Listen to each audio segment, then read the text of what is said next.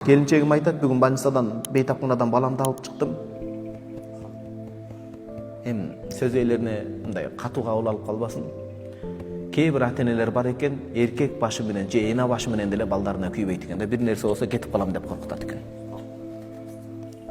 Жанагы байкуш 5-6 жаштагы бала энем кетип калбасын, атам тиякта иштеп жүрөт деп, ошол балалыктан деле кечип коет экен да.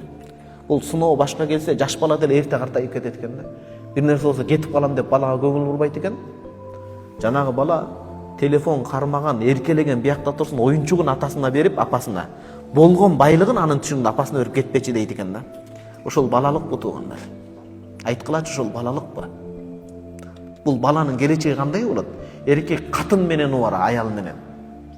Төшөк менен бир жерине ээ боло албайчы. Жансы бир, муну айтпай эле коеюн. Бир жери менен убара, аял кызганыч менен убара. Эгер ушундай жашай турган болсоңор, үйлөнбөгүлө, же үйлөнсөңөр да балалуу болбой тургула. Баланын убалы кимге туугандар? Не дейсиз? Баланын убалы не жазыгы бар баланын?